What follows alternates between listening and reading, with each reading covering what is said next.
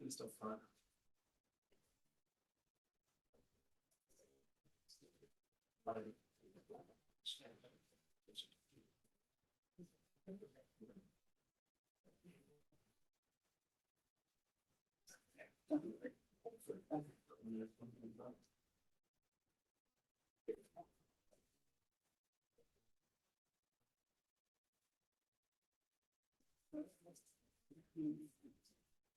Yeah. I don't think it's good.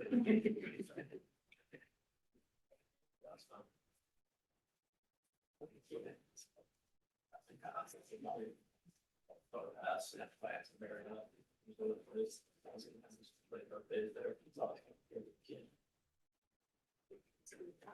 Yeah. Target that we feel that. Just do that. We'll run for those. The other little shit that is like gosh, it's 5'5". Like some muscle heavy one like right here. I'm done. Exactly. Glad it has the skills. Especially not when the guy that very fast. And that starts fast. Their muscle like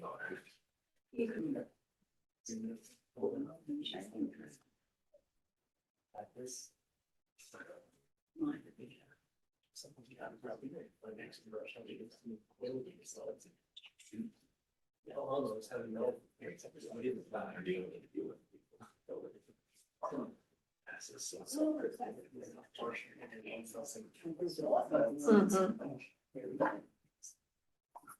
Yeah. I love that song.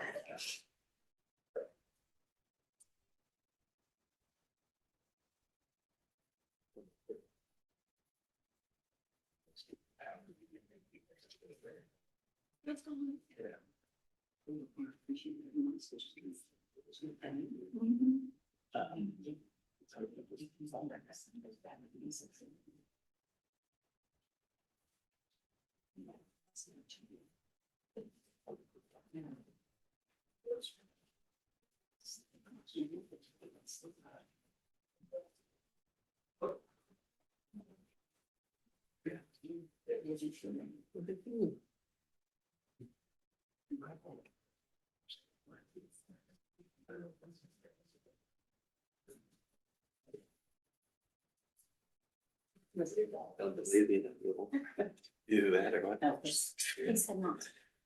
She is. Doesn't have one, right? Oh, So don't judge her.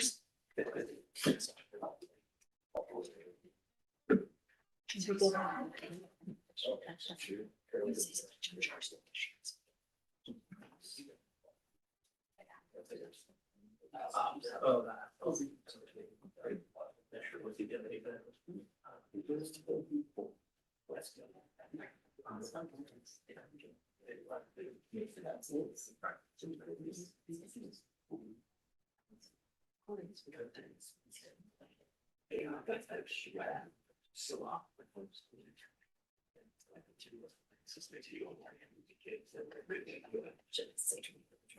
it won't be like we have you're like one nephew. That's true. Yeah, like I'm like. Cousin or whatever. Like I'm. Your uncle, you're younger than the cousin. But yeah.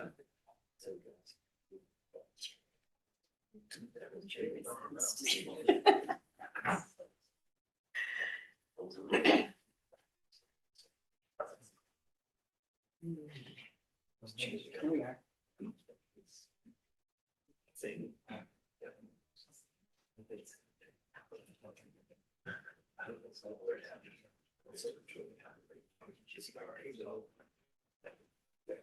All rise. Kansas Court of Appeals is now in session. The Honorable Karen Arnold Berger presiding. Hello, you can be seated. Welcome to the morning session. Whoa, morning session of the Kansas Court of Appeals. I'm Karen Arnoldberger. I'll be the presiding judge in this session today. All that means is I get to keep time, which I'm usually very bad at. And so now we have a brand new timer. Our old timer, when you push the wrong button, would flash fire. So a little disconcerting. And so this one is supposed to work better. And do you have control of it or? Okay. Miss Jackson there has control of the timer. So, and this is a 20-minute per side case. The first one is so. All right. So let me introduce who's with me today. To my right is Judge J.C. Hurst from Lawrence. She's been on our court. Oh, wow. Probably 3 years now. Is that? I don't know. It's no time and a lot of time. Right. It seems like it's been forever. And to my left is Judge Jacob Peterson. He is with the Saline County District Court. He is sitting by designation with us today to fill in a spot so we can have full dockets and keep up with this caseload. The first case today is going to have 20 minutes each side to argue. Every other case has 15 minutes from each side to argue. If you are the appellees in the case, just let me know if you want to reserve additional time. I'm sorry, the appellants. If you're the appellants in the case, do you want to reserve additional time? We have read the briefs in the case. In some cases, we've read all the transcripts of the files. So you have a limited amount of time. Please don't take all your time reciting the facts because then we're not going to get a chance to get to some of the legal arguments. Now, the facts may be very important in your case if there's something that you're arguing, but just know that we are very familiar with the facts. What else have I missed? Is that everything? Okay, once we hear your arguments, we'll take the matters under advisement and get a written decision out to you all as soon as possible. With that, I will go ahead and call the first case this morning. And that is Mark Letourneau and Deborah Letourneau appellees versus law offices of Richard Lester and Michael DeCroof appellants. So would the parties please state their appearance? Good morning, Your Honors. Michelle Stewart and Ashley Darmer for the appellants, Richard Lester, Mr. Lester's law firm, and Michael DeCroof. Okay. Good morning, Christina Nielsen, Eric Player, and Scott Waddell for the. All of you, okay. And you've decided who's arguing, just one of you is going to argue? Me. Just you, okay, good. And same here, you're going to be the one arguing. Okay, and did you, did you wish to reserve? Yes, I was going to reserve 5 minutes. Oh, so she's already set that up. That's why she smiled when I said that. Okay, so if you want to go ahead and come up, Thank you. just tell me when you're ready to start. We're ready for you. So 15 is perfect. You know, they anticipated my 5 minute, or they knew I had something, my 5 minute. She probably reservation. overheard you say it or something. She's very astute. Good morning, Your Honors. Morning. I represent Michael DeCroof, Richard Lester, and the law offices of Richard Lester on appeal this morning.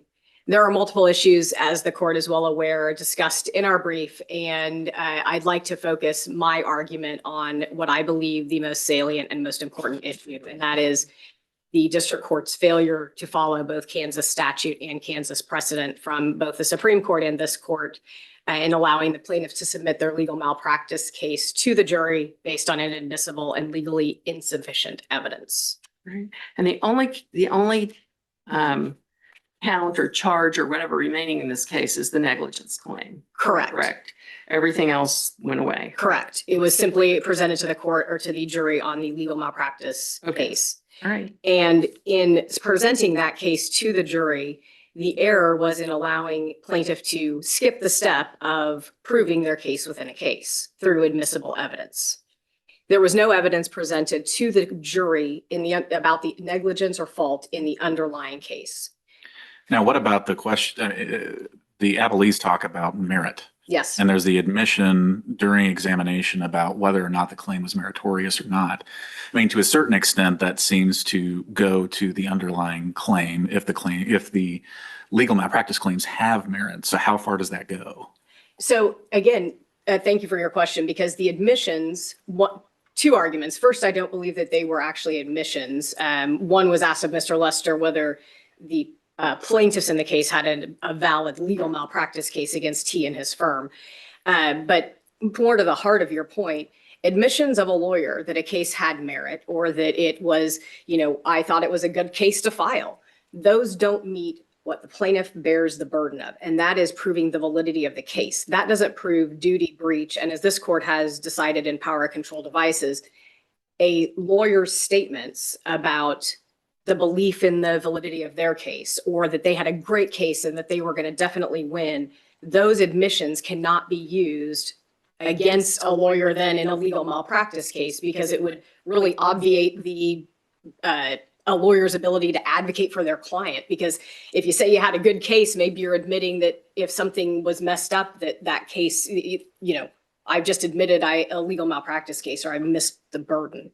And that's the important step that was missed in this case. But in this case, both parties, both the plaintiffs and the defendants believed it was a good case. Yep, The fact that it was a absolutely. good case isn't really disputed. The question is how good, given what was transpiring in real time.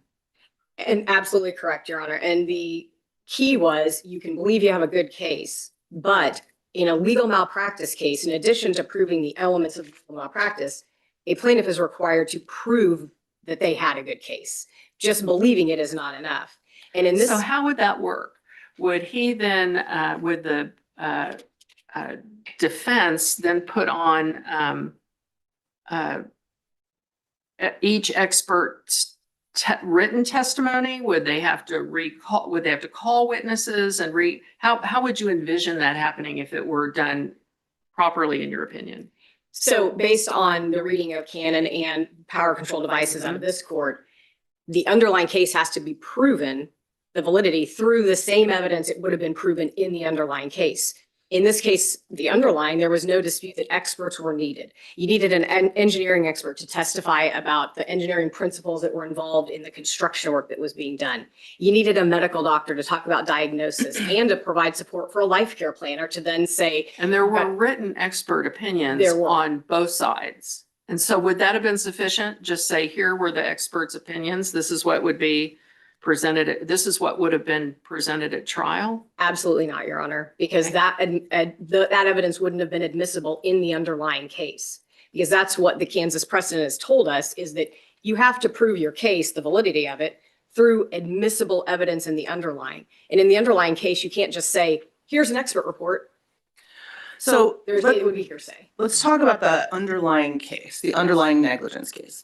It's your position that we would have needed a causation expert and a damages expert and, or are those the only two? No, so what you would need to do is prove the case. And so you'd have to prove your negligence, duty, breach. And if you wanted damages, you'd have to prove up what But those. which ones of those do you think you would have needed the experts for in the underlying case? You would have needed an engineering expert to discuss the engineering concepts. You would have needed a doctor to have a So diagnosable. causation, Correct. okay, And then you would have to have damages experts. okay. And that would be your doctor to support a diagnosis that then your life care planner could then extrapolate, this is a future care cost. And as well as an economist to say, if you're going to claim lost wages or economic damages, you need an economist to explain how those damages are calculated and how those are reduced to present value. So as to causation, you don't believe causation was proved at all then in the Correct. underlying negligence case? Correct. Okay, can you explain that a little bit? Absolutely. The only evidence that the jury heard in the legal malpractice case came through the testimony from Tom Dickerson, who was one of plaintiff's lawyers in that underlying case. What the district court allowed Mr. Dickerson to do was simply tell the jury, we had experts. First of all, he said we absolutely had to have experts to prove our underlying case. So there is no dispute in this case that to prove that underlying case, there had to be expert testimony. The error happened when the district court allowed Mr. Dickerson, over objection, to testify not only that this is what the experts were going to say, but also then explain and testify as to the opinions. He testified, and I believe it's cited probably ad nauseum in our brief, but I believe it's record volume 3, pages 68 through 82. He explained what those opinions were. So he was offering the opinions of an engineer. He was offering engineering concepts. This is why channeling devices were important. This is why the grade of this highway was too high. And the grading, this caused the plaintiff's injury. He was allowed to testify and offer that opinion and that testimony to the jury. And the experts who actually were offering that opinion were not present. I guess my dilemma here is how do we handle the experts that the other side, that this contracting company, Ventura or something like that, how would that would have to come in, that there were opposing viewpoints on this? How would that, he would be, the expert would be, the plaintiff would be required to bring in experts on both sides to show, no. No, Your Honor. So the plaintiff bears the burden of proving they had a valid claim. Right. So that burden means they need to bring in their experts, bring in the people who can say, this is what Venture, the underlying defendant in the case, did wrong. Here's how they breached their duty. Here's how they were negligent. Here's how they caused Then damage. you would have the responsibility of bringing in the other side to counter that. Correct. And here the state or Mr. Dickerson or Dixon was bringing in that information, but erroneously, you believe, yet you didn't present any other evidence on the other side, did you? We did not present evidence of opposing expert testimonies because the defendants did not want to invite error by trying to offer hearsay testimony of other experts. The problem came. What about just calling them in? We could have called them in, but I'm not sure we would have been allowed to present them because there were they didn't have an expert, a view to oppose, experts by nature, they are rebutting what an expert is testifying about. And here the problem came early and often by simply saying, we're going to present our experts by allowing Mr. Dickerson to just tell the jury what these opinions are. And that's fine. That meets our burden of proof to prove that we had a valid claim against Venture Corporation. I'm a little bit, I completely understand the necessity. We've had cases about the necessity for causation experts, damages experts, et cetera. My query is a little bit to the preservation of the actual objections regarding the experts. I will say I'm a little bit puzzled at the lack of specificity on some of the objections and the continuing objection.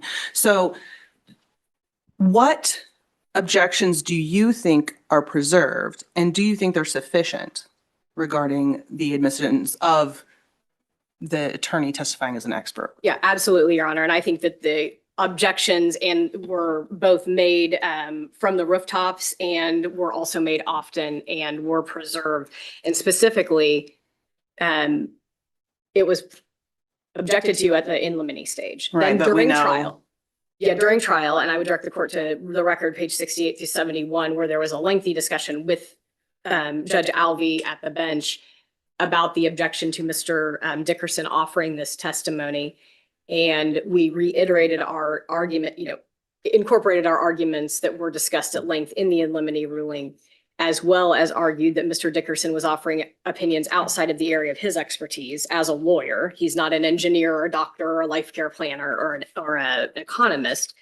And then He continued to offer hearsay testimony about what other people discussed. And I continued to object. That goes through page 82 really. And at that point, Judge Alvey, to probably move the trial along, but asked me if I just wanted a continuing objection, to which I agreed.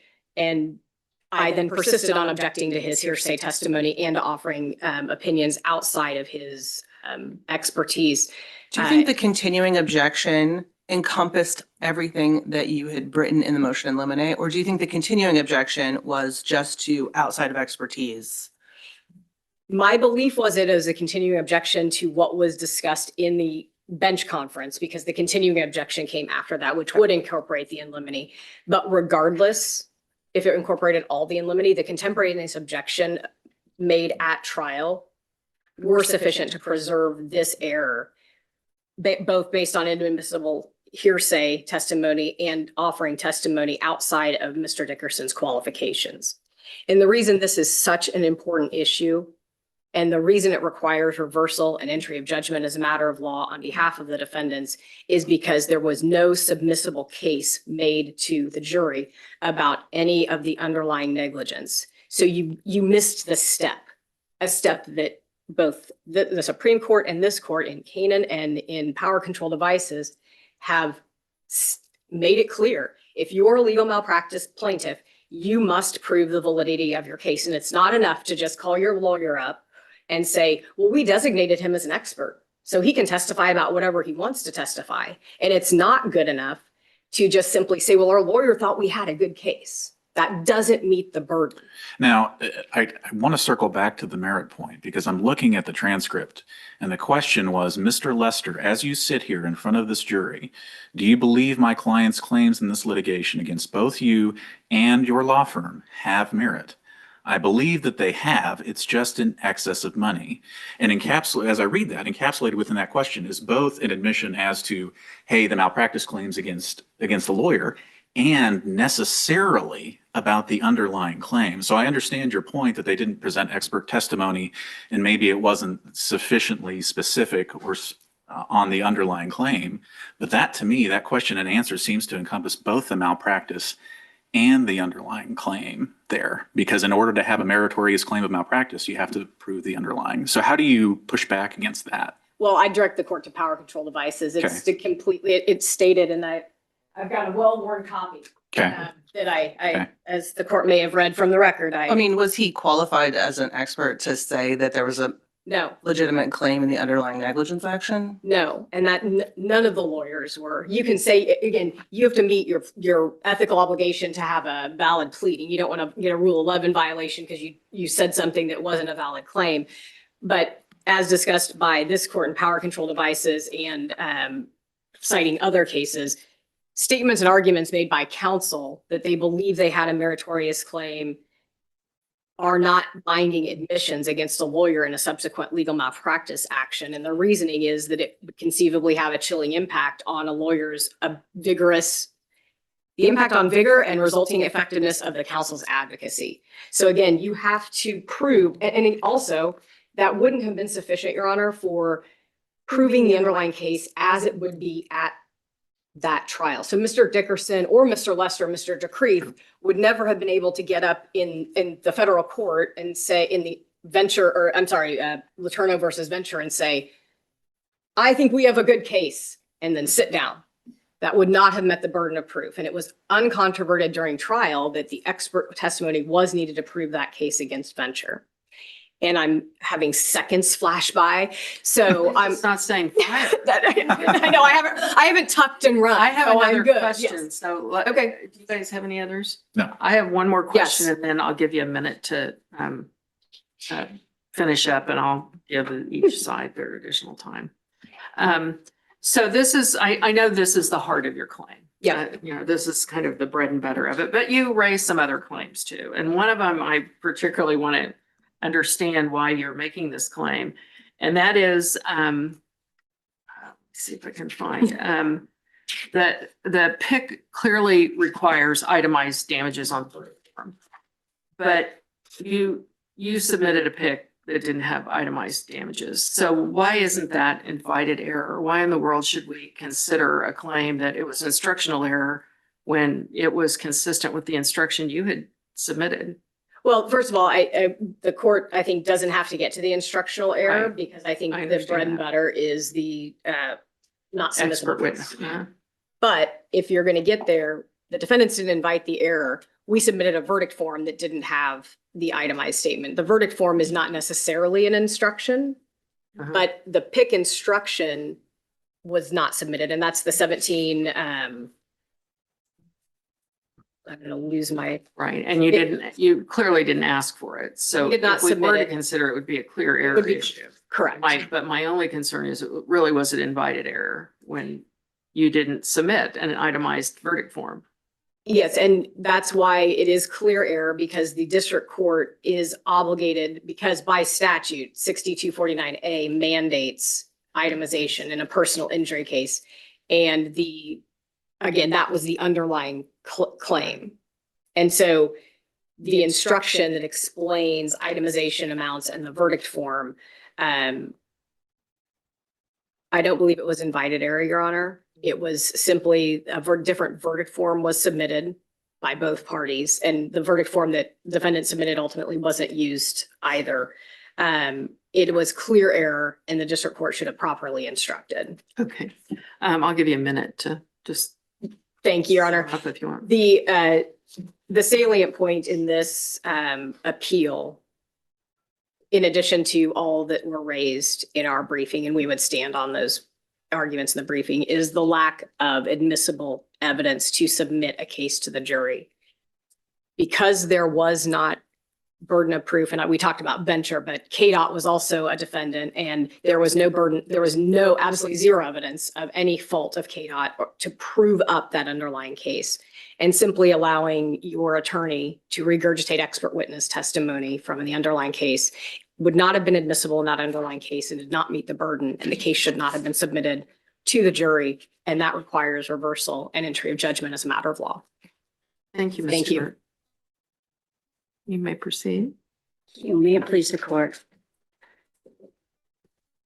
Before we get to what the plaintiffs were required to prove or not prove at trial, let's take a step back. And in Kansas, as you know, there's jury instruction 106.01, right? It's the contentions instruction. Here's what the parties contend. Here's what the defendant contends. Here's what the defendant claims. And the one that the defendant proposed in this case, it's at the record volume 2 at page 12. Defendant did not deny liability of the underlying claim. Okay. The jury instruction that was given on this Say that issue again, defendant did not did not deny deny. the liability I on the know. underlying claim. The given instruction number 8, the contentions instruction, is at record volume 2, page 236. Defendants, and this is what the jury was asked to decide. Defendants deny that plaintiffs were damaged by defendants' representations. Defendants deny they fell below the standard of care. Defendants claim plaintiff's conduct was a proximate cause of damage because they entered into a settlement with Venture. That's all the jury was asked to decide. The defendant didn't even contend to the jury that one of the issues the jury was going to have to decide was the liability. Now, But isn't that required in a legal malpractice case? not if they admit it. Right? So your contention is that they admitted negligence in the underlying case. Yes. But how could they admit that if they're not the defendants in the underlying Well, case? Okay, let me rephrase that then. Okay. They admit that it is not a contested issue in the legal malpractice claim, whether or not there was liability on the underlying claim. Do you have a case where there's been a legal malpractice jury trial in which the underlying claim was not required to be proven? No, Okay. not specifically on that point, but in the Kanan case, we know that there's the four elements: duty, breach, causation, damages. And in addition to those four elements, to prove the legal malpractice claim, in the handling of litigation, a plaintiff must establish the validity of the underlying claim by showing that it would have resulted in a favorable judgment in the underlying lawsuit. Now, plaintiff meets that burden where the defendant doesn't contest it. And the plaintiff also meets that burden in this case for additional reasons. And that is defendant Lester admitted on the stand, and we've discussed this in opposing counsel's argument, that defendant Lester admitted that the plaintiff's claim had merit, that the malpractice claim had merit. But not only that, defendant DeCreef, who defendant argued in closing arguments, was basically an expert. You know, he's been doing this for 20 years. He knows what he's doing. DeCreef Now, testified. you said a number of times that, okay, they've admitted negligence, which is breach of duty and causation, but you still have the damages component here. So even if we bite on that and we say, okay, they've admitted that much, what do you do with the lack of specificity on damages and the foundation objections to damages expert testimony through Mr. Dickerson? Because Mr. Dickerson wasn't the only one to testify about the Okay. damage. Okay. So not only did Who else testified about the damage? DeCreef testified about the damages, who was the attorney in the underlying claim. He's not a damages expert. He is not a damages expert, but he did testify that he testified to a couple of important things. One is at the transcript,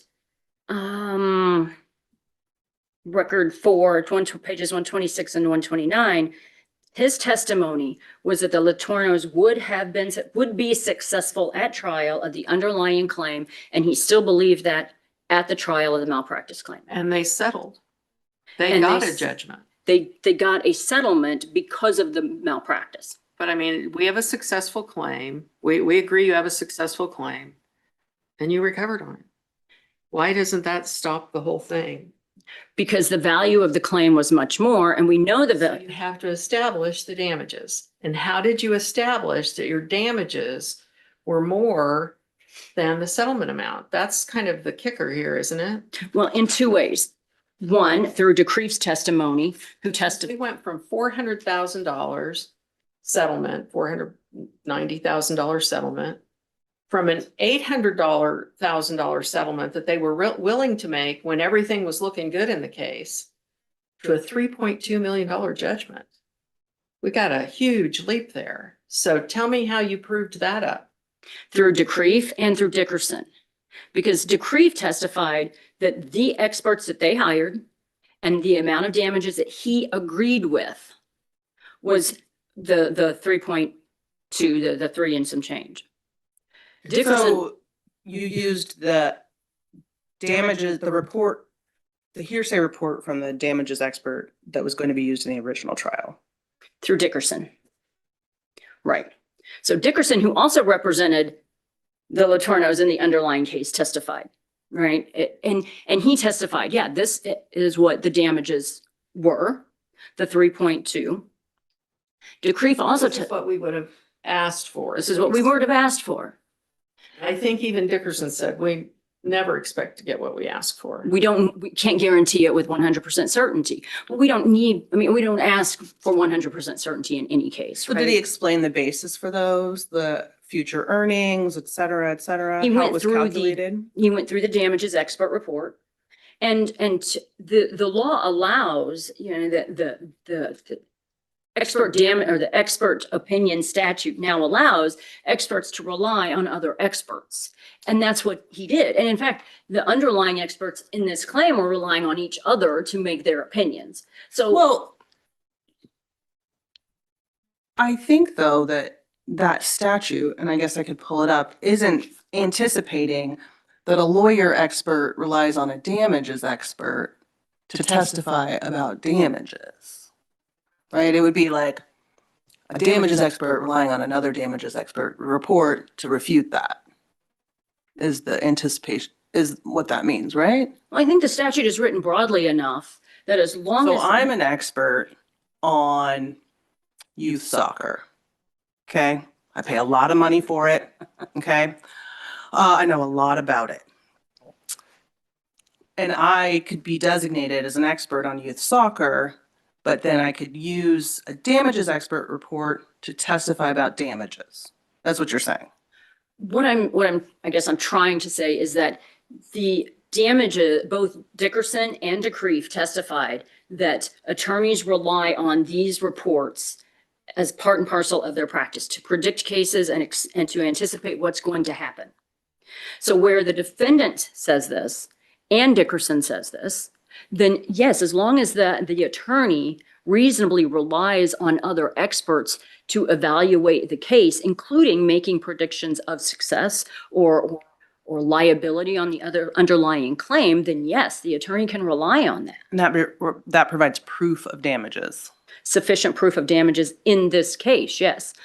Particularly where DeCreef also testified that these were the damages. Now, you're talking, go ahead. Isn't this exactly the problem that we talked about in power control Of devices? puffery. Of puffery and attorneys making their own case with regards to negligence and. And the interesting thing about, well, I guess there's two parts maybe to answer that question. In power controls, the testimony. It was a little bit flipped, is Yes. what you're about to say. Partly. So, Because they were using the attorney's comments that this was a great case Mm, against him in his malpractice case. right. And that's what they're doing here. Well, the distinction, I think, and I don't have to tell you what the case says, you Right, wrote I the know it opinion, very right? well. But the distinction is in power controls, what the plaintiff attempted to do, he relied exclusively on what the attorney said pre-trial. The pre-trial pleadings of the attorney about how great the case was. We don't have just the pre-trial pleading. In fact, I don't think that much of the pre-trial pleadings and how great the case came in through pre-trial pleadings. It came in through the testimony of Lester, who said it was a great case, through DeCreef, who testified at trial that it was a good case and it was still a good case. The only thing that It was a good case and they got a recovery for it. but it would have been a better case had they not committed the malpractice. And That's that where was, you get to damages. and that's where we get to damages. And the testimony was that that there was a range of damages, right? And the damages came in through the expert, Dickerson, who there's really no contention that he was, in fact, an expert, An right? expert in what? On the standard of proving that the case would have resulted in a favorable judgment in the underlying lawsuit had it not been for the attorney. Right, but that's not Conduct. damages. And I mean, we go through this a lot in just regular negligence cases. You know, a damage expert has very specific experience, provides very specific criteria, and he just doesn't have that here. But the defendant admitted the amount of damages. So I think what maybe what we're trying to The come to. defendant didn't admit the amount of damages Right. or that I saw. Oh, well, DeCreef admitted during his testimony that this was the amount of damages calculated by the experts. Now, whether or not the jury would have ultimately given the plaintiff that amount, Why didn't you call the expert? because we didn't feel like we needed to call the expert. You know, the experts that were hired in this case were hired by the defendants in the case. And they relied on that evidence to pursue the case, to take the case to It's trial. difficult to cross-examine, though, an expert opinion brought in by someone else. I mean, how is someone supposed to defend against that expert opinion? Well, maybe the answer to that lies in the question that was asked opposing counsel. And that is, would they have to then bring in experts to counter, you know, these experts? But then what that creates is attorneys hire experts and now they're bringing in experts to counter the experts that they hired. But there's no need for that second step when the experts in the case were hired by the very defendant sitting there at trial who admitted that it's a good case and it's still a good case. So let's extrapolate this out. Let's take it Like, okay, we say an attorney is an expert at being an attorney, so they can testify about an expert report on like everything. I wouldn't, I don't know. I mean, That's like, we have to everything. write it up. So let's say we're writing it up. The attorney then is classified as an expert, as an attorney.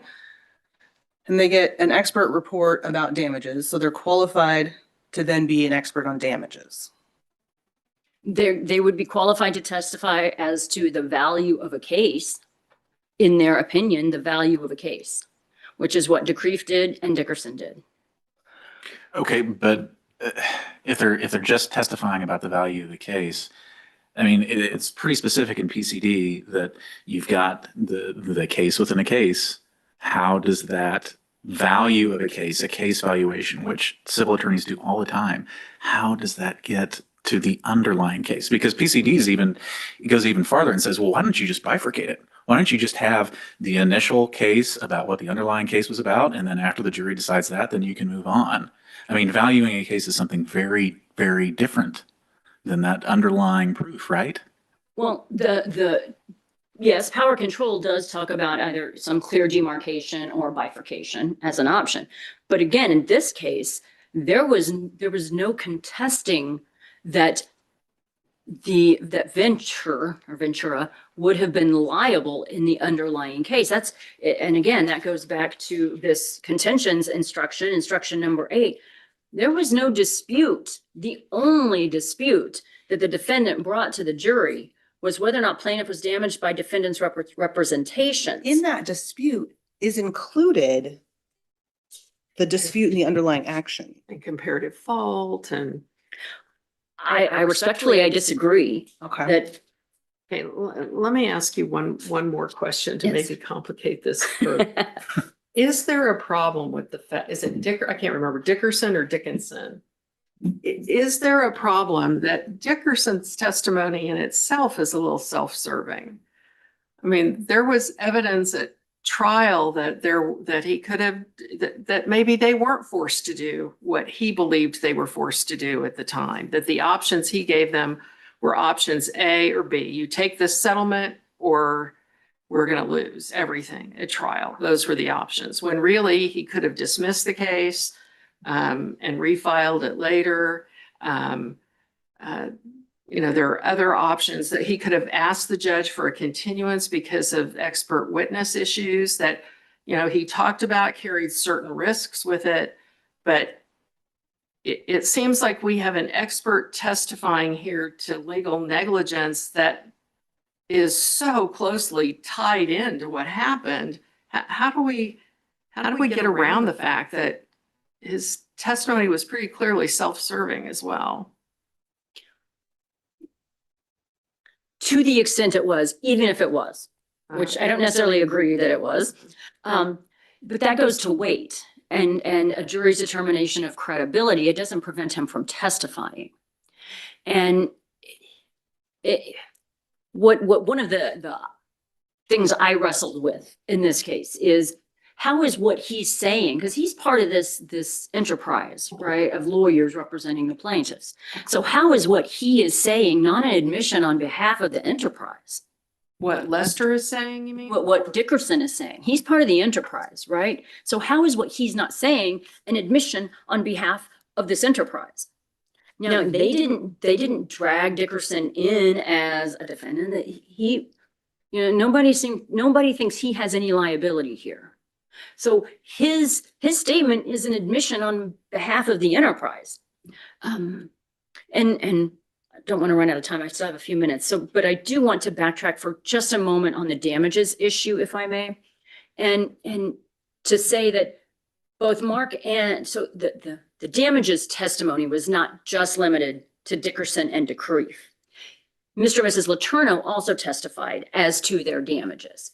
So that was admissible evidence on which a jury could make an assessment of damages in the underlying claim. Now, And what money amounts did they testify to? He testified that his job, he couldn't go back and doing the same job, but he never put any money to that. That I recall. But we don't, but we don't have to have an exact number. We didn't have any number from him, though, I don't think. I don't know that we have to have any particular number, because what I think ultimately the question is, was there substantial evidence to support it? So his testimony regarding damages, along with Dickerson and DeCreef's testimony as to damages, is sufficient evidence, it's substantial evidence of the amount of damages in the case.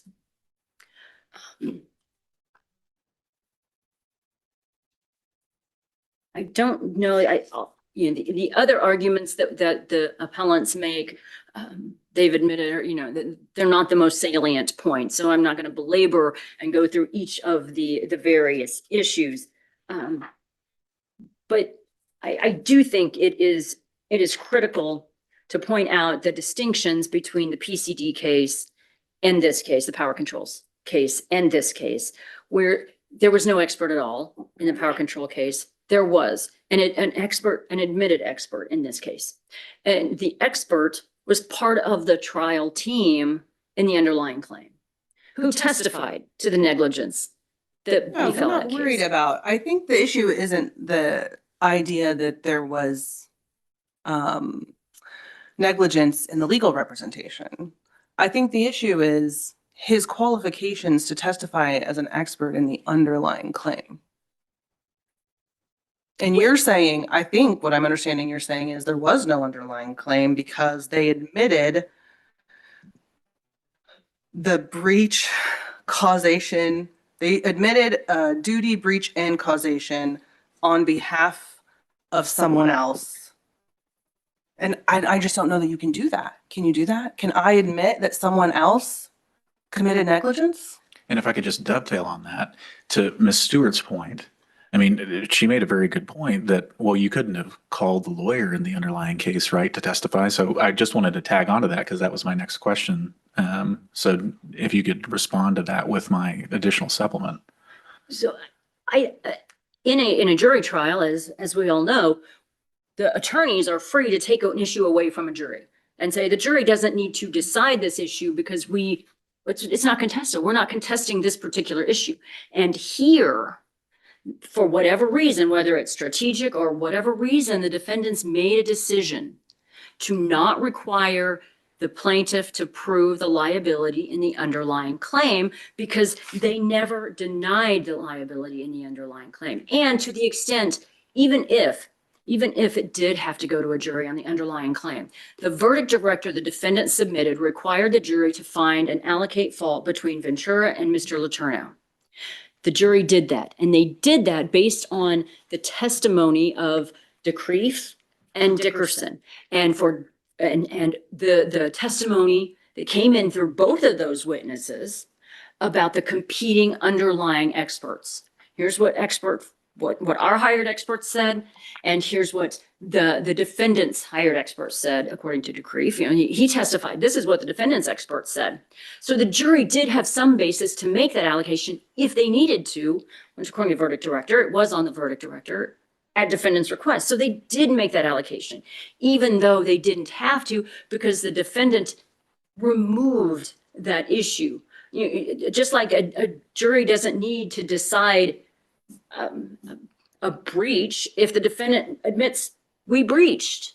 Okay, so in this case, Grave said, I should have been there. It was awful that I had this medical emergency. I wish I would have been there. But he also said, I think cooler heads could have prevailed here. There was a jumping of the gun. He's saying this is a good case. I could have gotten those experts there, but we didn't get a chance to do that. So your damages are overblown, so to speak. You rushed in and settled for $495,000 when it was not necessary for you to do that, placing Dickerson's legal acumen at issue. Your experts' actions in the case is contributing to the bad result. And that goes to a credibility issue, which the fact finder decides. Who do we believe? Who could cooler heads have, or should have cooler heads prevailed at that moment? That's for a jury to decide. That doesn't mean there was no substantial evidence to support the verdict, which is what is required to set it aside. Any other questions? Nope. Thank you. Thank you. Stuart? Thank you. I want to address this expert issue. Because what we've got to do in a legal malpractice case and what Canaan Power Control and Kansas statutes on admissibility of expert testimony, the expert has to be an expert in the subject matter. And KSA 458 doesn't allow, experts can rely on the opinions of other experts to formulate their own opinions. That's not what Mr. Dickerson was doing here. He was testifying as if he were an engineering expert, a medical doctor. In fact, there was testimony where he started explaining how the joints of the knee go together and a tib-fib fracture. Well, let's say that relates to the damages issue. I'm more concerned with this contention that you admitted negligence in the underlying action. And I think that's a red herring and a fallacy, Your Honor, with respect. Mr. DeCreef saying, I thought I had a good case. I thought the plaintiffs had a good case. That does not mean I have proven. But what about the The jury damages. instruction issue that she's talking about? The contention instruction is what I kind of. The 1601 instruction was the plaintiff's instruction, what their burden of proof. We're trying to put a lot of burden of proof on the defendants and trying to create the defendants were required to do this or defendants admitted this. Plaintiff bears the burden of proving a submissible case. That is proving the case within a case. Proving that is not some new or novel concept or something unique to Kansas courts. This is Red Book. I hate to say it, update me, but this is Red Book law that you prove the case within a case, and you have to do that through admissible evidence. You can't do it through an attorney saying, "I think we have a great case," or I believed in my case when I brought it. So when you're submitting, and I contend that it is very well established, the proving a case within a case, and not just in Kansas. However, when you are submitting that to the jury, is there not an instruction on the underlying liability? Underlying negligence. The underlying negligence. And I have to go back and pull all the instructions, Your Honor, Okay. because I don't think it's necessarily an instructional error, but I don't think there was an instruction that talked about this is the duty breach, I think if you find raised inventor. that. And Didn't we you did, raise yeah, we did that? raise that point in the brief, and I do Right. apologize. I think That there you're- wasn't an instruction instructing, They needed to be instructed on negligence. yes, on the negligence of venture and But you KDOT. And you didn't propose submit it. that. This We was did not another propose one. First This time would on have, appeal, clear error. this would have been a clear error, Your Honor. Right,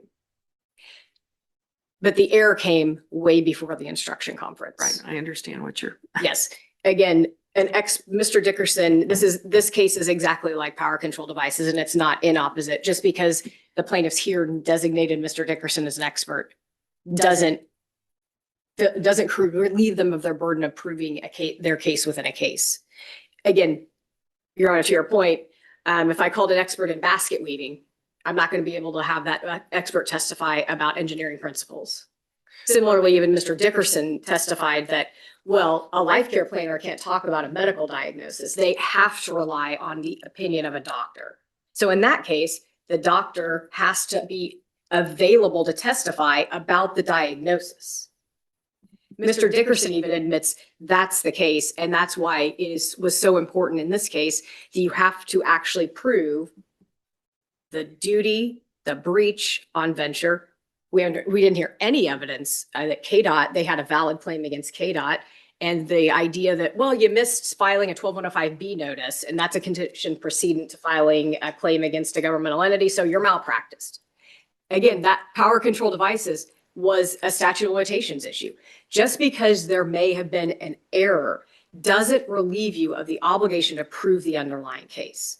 So you had no evidence of And so KDOT's you're saying you liability. never stipulated to liability. No, absolutely not. In So fact, we should review whatever was said in that regard with a fine tooth comb. absolutely, Your Honor. There has been the I guess what is being called a stipulation is a trial test during trial that Mr. Lester and Mr. DeCreef testified that they thought plaintiffs had a good case.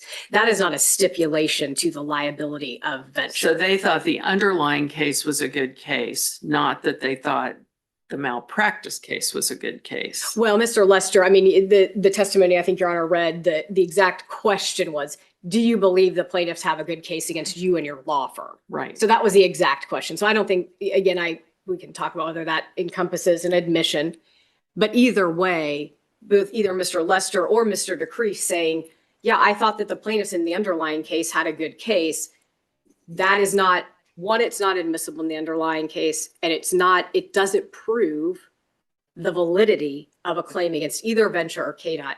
And skipping that step and just going straight to, let's assume, and in fact, the district court said in the hearing on the motion for judgment as a matter of law, yeah, well, we didn't need to you didn't need to prove your case against Venture because that was already determined. So I don't see the need to do it again. That was error. That disregarded Kansas case law and admissibility of expert witnesses, and it ignores Canaan and power control. And I wanted to really touch briefly, really quickly, I know I'm out of time, You get a minute. I gave them an extra minute. but the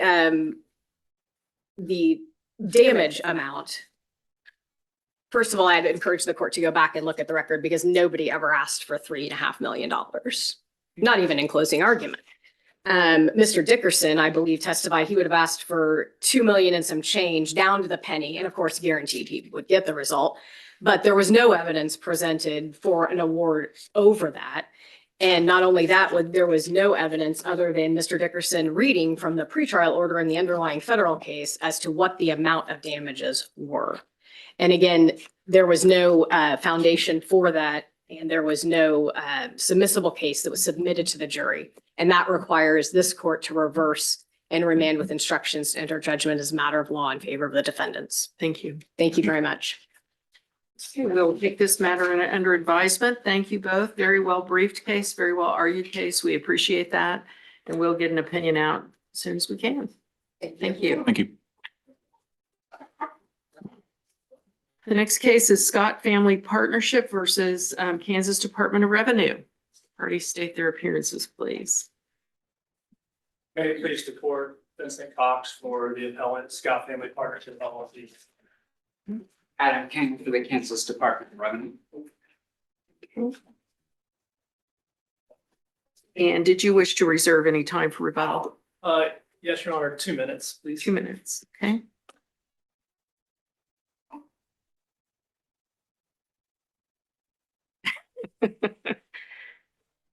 We thought it was really easy. Go ahead and proceed. May it please the court, Vincent Cox appearing representing the plaintiff and appellant in this case, Scott Family Partnership LLC. This case is about a lease between Scott Family Partnership LLC, who I'll refer to as the Scott Family, and the Kansas Department of Revenue for a building known as the Scott Building, which is basically 2 blocks from where we are right now. There were 2 key issues briefed in this case. The first being the issue as to whether or not the Department of Revenue is entitled to credit under the lease for these real estate tax rebates. The second issue has to do with the promissory estoppel claim.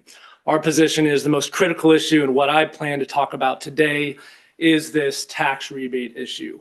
As to the promissory estoppel issue, happy to answer any questions you all have, but we'll stand on the brief as to that issue. I did have some questions about the promissory estoppel. And that's fine, sure.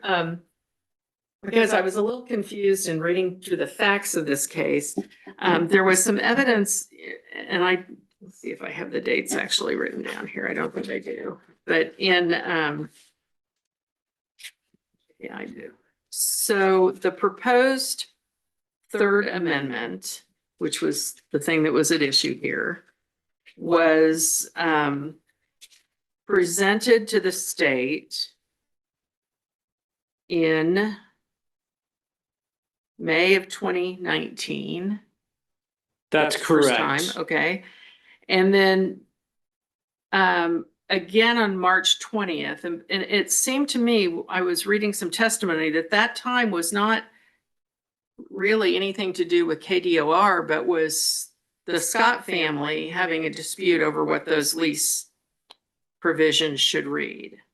The evidence is that, so the Department of Revenue indicated to the Scott family in May of 2019 If this is, that the this Third looks Amendment good, lease is ready to go, we will sign it. right? Scott family goes back So amongst you their agreed to members. that there at least appears to be a meeting of the minds in May of 2019. Right, We're all in agreement on this. that's right. But then you change your mind. The Scott family goes back and continues to do work on their refinance and deciding what they want to do. And ultimately, the Third Amendment is signed in March of 2020. And that's when it's presented to Department of Revenue. And it's at that time, Department of Revenue then says, we decline to sign it. Okay, but up to that point, you had done nothing to lead them to believe that you weren't going to sign it. I right? believe that's consistent with the evidence, correct? Okay, so nothing to indicate you're not going to sign it, everything to indicate you are going to sign it. They go ahead and enter into the lease agreement. That doesn't change any of the provisions that were in it in May, as far as KDOR is concerned. You just were having disagreements about other parts of the lease by that point. There Is that were, right? yeah, so, you know, Okay. the original lease goes back to like 2016. Right, but the amendments that were made in this lease agreement, third The Third Amendment, those were the same. I mean, you didn't have any dispute with those right. new terms then or in May of 2020 when you decided not to sign it, or March of 2020. I'm getting May and March messed up. Right, so it was, yeah, the dispute about operating costs, which is the key issue in this case. That's what Has made you no- not sign the lease, the third lease in the end. That's why Department of Revenue decided not to sign it, Okay. not the But Scott you had family. given them every reason to believe you were going to sign it. Right, and then the Scott family did. And then at that time, Department of Revenue refused to sign it on Right. their own behalf. Right. So why is that not detrimental reliance on a promise made? That's our position. Am I getting my parties Yeah. messed up here? Yeah. It is. I'm sorry, I represent the Scott family. That's 100, I'm sorry, I- you're representing the Scott family. I do represent the think Scott there is- family. That's 100% what happened. There is Okay. a question here, though, between May I need 20. to ask that to the other side. Now they've got time to warm up. Yeah. Between May 2019 and March 2020, was there a change? Did anything change in the draft of the third? It did not. Okay, okay. It did not. Yeah, that's All right. what I was- So, I yeah, was just trying that's to on confirm that promissory with you. estoppel. While we're on that topic though, any other questions about that claim? Because otherwise I was gonna shift to the, Rebate. to the rebate issue, Okay. right? And so, as it relates to this rebate issue, our position is, the court only needs to look at this First Amendment to the lease itself.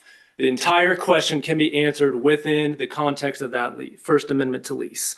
Because the First Amendment to lease, established what's called special provision number 8 under the lease, which talked about how the operating costs under the building was going to work. And in a nutshell, the Scott family, my clients, were going to pay all the operating expenses every year up to the base year of the first year of the lease, right? And operating expenses included the real estate taxes, right? And so then the lease said anything above that, subject to some caps, we don't have to talk about that today, thankfully, is the responsibility of the state of Kansas. So what right? work is the modifier actual Right. doing in the contract? So actual means what actually are the real estate taxes when you look them up with Shawnee County? And it is the full number less the rebate. And I guess my question is, okay, I get what you're saying, but wouldn't that result have happened if you would have just said the real estate taxes instead of the actual real estate taxes? Because Well- it seems like if you take that word out, that would be the result you're calling for. And I'm legitimately struggling with what that word actual is lifting here in the lease.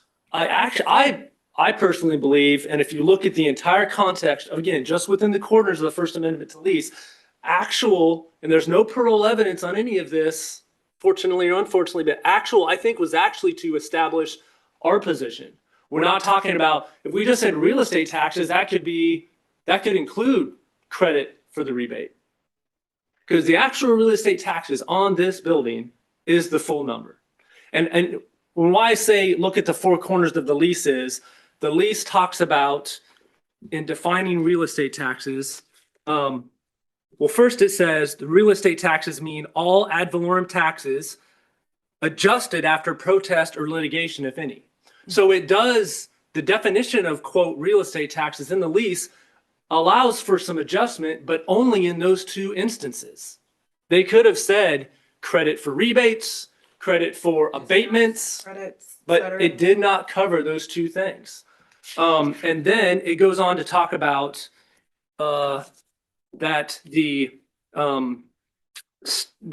Scott family is required to provide, and it makes reference to the real estate tax statements.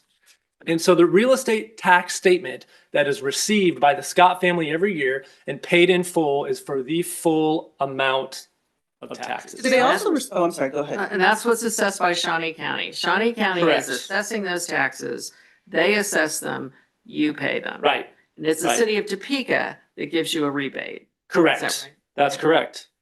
So I'm assuming they also receive estimated tax statements also. There's a, On the real estate taxes? yeah, you know, when you own property, you'll get a little thing at the beginning of the year that says we estimate the Right, property's sure, value at. So sure. they receive an estimate, Right, and then at the end, they receive an actual statement of what is due. exactly. Can you help us understand the rebate from this neighborhood revitalization? Sure. It comes from Topeka and it's paid for by what? Do you know how it's paid? So I can't tell you that detail. I mean, I can tell you the program falls under the Kansas Neighborhood Revitalization Act, which we cite to that act, which isn't super detailed, but it's paid for by a state program, I understand. And the way it works is the city of Topeka through that act can designate, or any city can designate certain parts of their city as needing revitalization.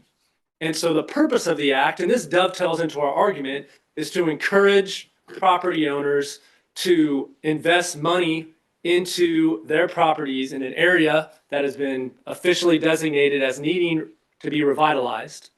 And then in exchange for doing that, in exchange for investing those funds in the property, here, the Scott family invested $6 million into this beautiful building here in downtown Topeka. Then in exchange, they qualified for this tax rebate.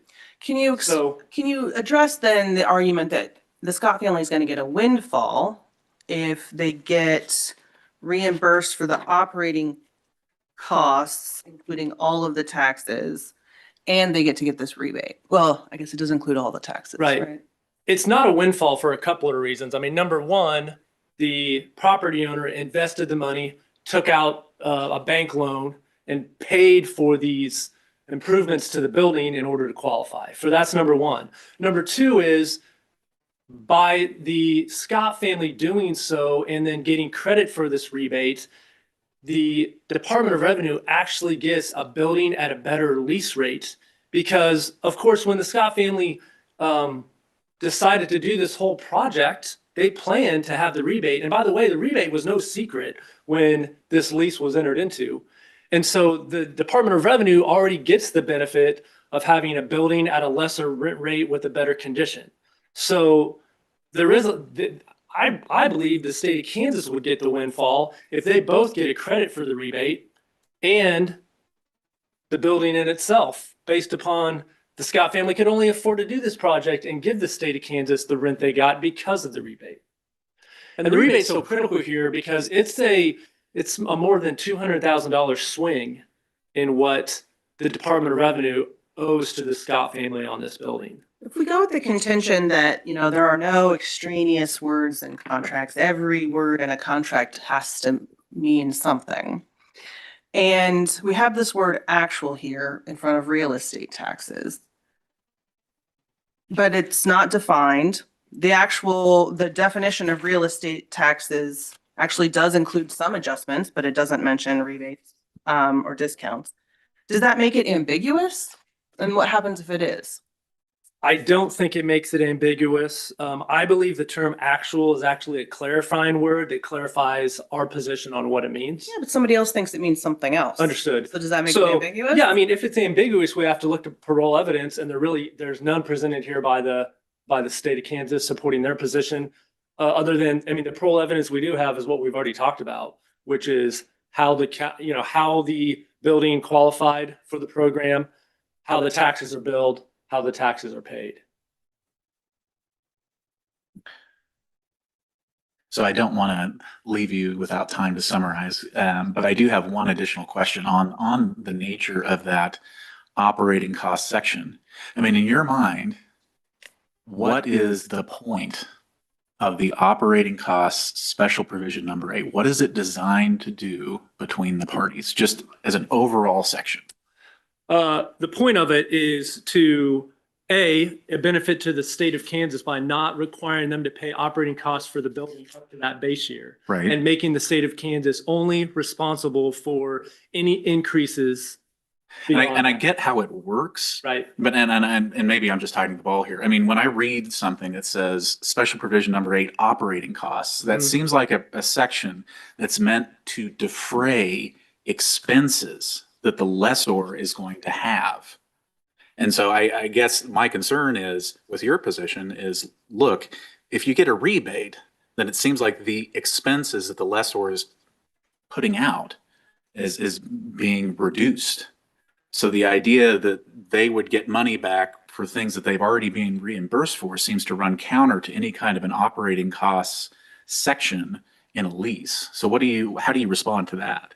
Well, my response to that again is, I think it goes down to what the lease actually says. And even if what the lease actually says is maybe contrary to what might be common sense, you still have to enforce the lease as it is written.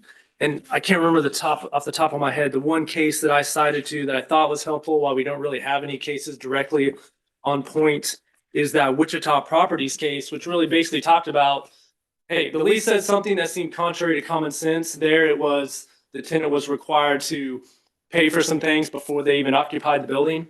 And the tenant argued, that makes no sense at all. The court looked at it and said, that's what the lease says, so we're gonna enforce it. And that's actually quite common. But with regard to this operating cost though, I mean, this section doesn't have the state reimbursing Scott family for all of the operating costs, right? No, only, and that's a good point. Small We're only fraction. talking about, real estate taxes, utilities, and insurance. Well, and only a So- part of them, right? Yeah, above that base year, subject to that cap. So there's also the benefit was that there was this cap, so the state of Kansas, an escalating cap, but so the state of Kansas could predict, what would be there. So the amount of real estate taxes that the Scott family pays is higher than what they would be reimbursed for, even when considering the rebates. Correct. I mean, the Scott family pays the first $183,000 of all 3 of those costs, plus anything over those caps. So, Minute to sum up. yeah, we're asking you to reverse. The district court found the opposite, found that the state was entitled to a credit for the rebate. And then that issue takes care of the second issue, which was the district court granted judgment in favor of the Department of Revenue for $59,625 of overpayment because of the math. And so if you take care of this issue, the math in favor of the Scott family, the math shifts back automatically under the calculations already established and not appealed. That at least of course, this is going up as of 2023, the state of Kansas owes $218,625 in underpaid operating costs. I think Or that's you owe them $59,000. correct. But if you decide in our favor on this issue, then that shifts back. Yeah. Thank you. Thank you. Okay, you gotta answer my promissory to stop. We'll start with that, Your Honor. You've had plenty of time to think about it. As the record indicates, the parties came to an initial agreement around May of 2019. no signatures were obtained on either side at that time. But you don't dispute that there was an agreement, a meeting of the minds, that you guys were gonna sign off on this. We do not dispute that. Okay. Uh, And that In didn't. fact, we even reached out to them on 2 separate Why occasions. haven't you gotten back to us? Why? Exactly. I saw. all And that. heard nothing from them for over 10 months. Uh-huh.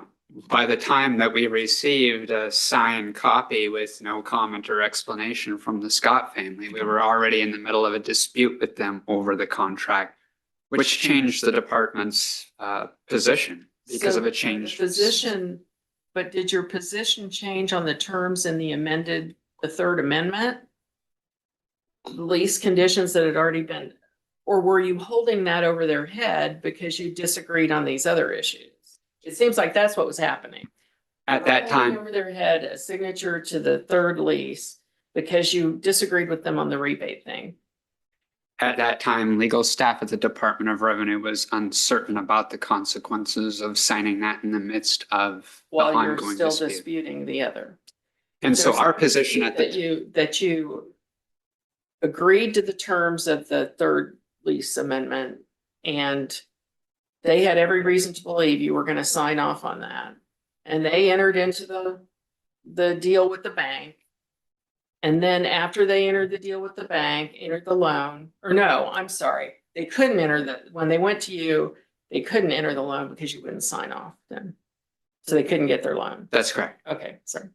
But we would emphasize the concept of promissory estoppel as the district court rightly interpreted the law, we believe, is that the whole essence of it is to protect a party who reasonably is induced by another party to undertake some obligation or incur some detriment as a result. And we would contend in this case, the Scott family was already exploring possibilities of refinancing before they ever even approached the Department of Revenue to inquire about our willingness to sign an amendment to the lease.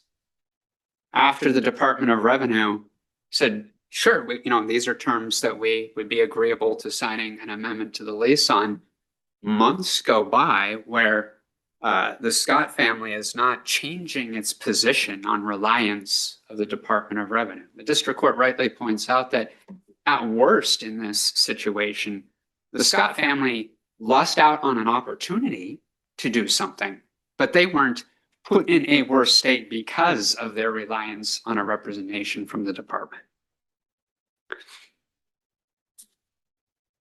If there are no questions on that topic, then I'll also shift to the actual real estate tax provision. The language in the lease, as the court can read it, is in the context of the operating costs, which, as has been mentioned already, the intention of that is designed to help defray operating costs of the Scott family. So Mr. Cox raised an interesting point. In the definition of real estate taxes, there's already adjustments there, right? How do you deal with his argument about, okay, we've already accounted for adjustments that should be made to real estate taxes. There's no mention of this rebate program at all. Tell me how you navigate that argument. Sure. It navigates that argument by its understanding of what the term actual means. That the term actual, as the district court found, is put in there when it wouldn't otherwise be necessary. And the term is a common term. It's not a legal term of art. It's something that's easily ascertained by looking up in a dictionary what it means. But Shawnee County is the one that assesses the property tax, right? Yes, They decide what the actual property tax is. but the assessed property Or the tax is, assessed. yes. So you're saying actual is not the same as assessed? Correct. Is that what you're arguing?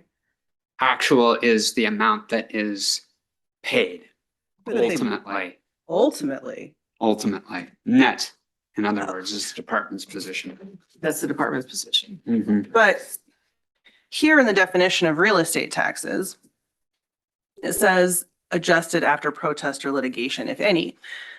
That would mean to me that is an ultimately paid portion, right? Because the Scott family is arguing they paid this higher amount.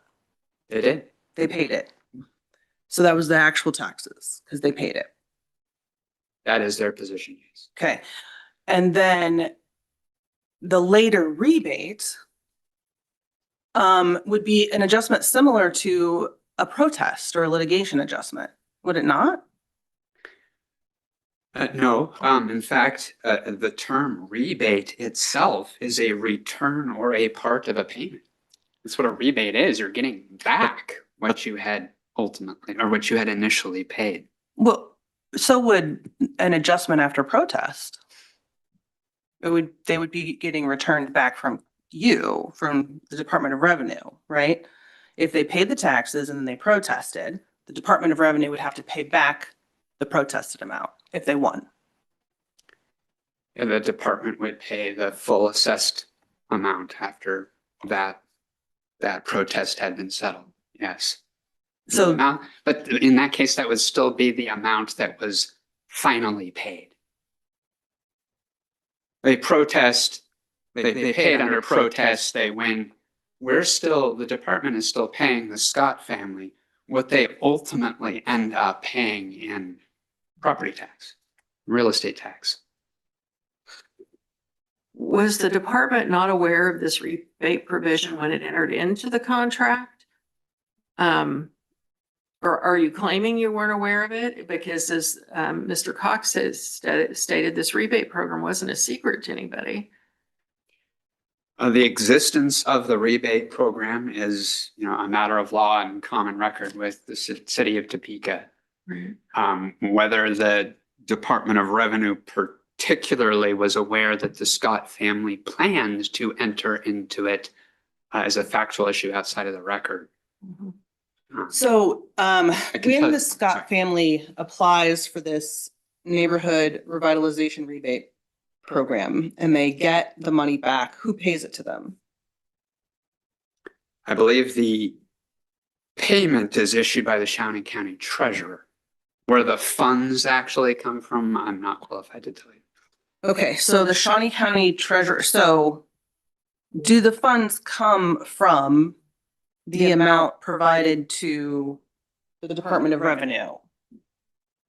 Like from the Scott family? Is the Department of Revenue rebating its own tax revenue back? Is the Department of Revenue rebating its own tax amount back? Right, or are the funds being paid to the Scott family through this program coming from somewhere else?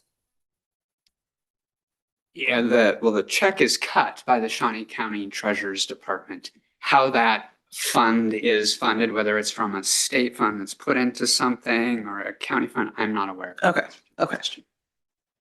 So is the city's only role is to approve the rebate? The money doesn't come from the city, the rebate doesn't come from the city with funds given to it by the state? I couldn't tell the court that I Would that make a difference? know the I mean, answer. does it matter where the money ultimately comes from in your mind? The department doesn't believe it matters where the money ultimately comes from, even if it comes from some kind of state fund. What That if would it be came a from sep- private funds? That's my question. What if it came from donations from a foundation and it was called tax rebate? In that case, I don't know. I think what we're looking at here from the department's perspective is the intent of this contract Okay, is for the department to act to reimburse the Scott family for the final amount of real estate taxes that are actually paid. so what I noticed in your briefing is when you say real estate taxes, it frequently says real estate taxes paid, real estate taxes paid, real estate taxes paid. I don't see that language in this contract. It doesn't say real estate taxes paid. It just says real estate taxes. And then it defines real estate taxes as an amount less some adjusted amounts, which as I understand it, would reduce the amount paid by the Scotts, but it doesn't say anything about rebates. And so I'm curious, what do you think would happen if we say it's ambiguous? If the contract is ambiguous, then we would need parole evidence to understand how to interpret it here. This was an issue decided, it's a matter of summary judgment in the district court. the district court thought that the terms of the contract itself were clear, so we never had an opportunity to get into. So you think if we believe it's ambiguous, it would have to go back for additional fact finding? Yes. Okay.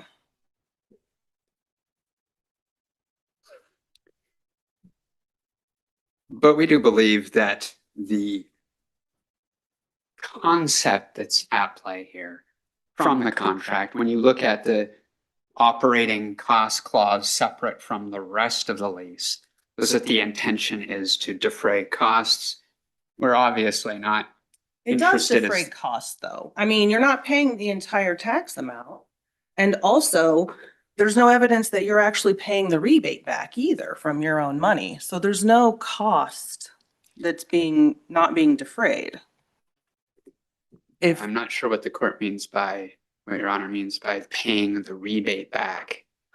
is the rebate, I mean, we really haven't established if the rebate is funded through the state's tax revenue.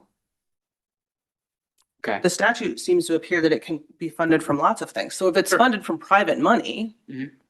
then this provision, this operating cost provision does defray your costs because the state of the operating costs. It's only paying a percentage, a portion of them. Correct. We're only paying a portion of that as specified in the contract, but it's not the state's intention to pay an assessed amount of real estate taxes that the Scott family never actually ends up paying themselves when all is said and done. I mean, they paid it. They got money from And they received somewhere. it back in the form of a rebate. From who? Whose money funded the rebate? The check was cut by Shawnee County Treasurer. Okay. But even if it comes from some private fund, the language of the statute under which that fund exists is that it is a rebate, which is a return. Well, even the language of the statute itself is KSA 12-17-118, which says that this is done for the purpose of returning all or part of the property increment to the taxpayer in the form of a rebate.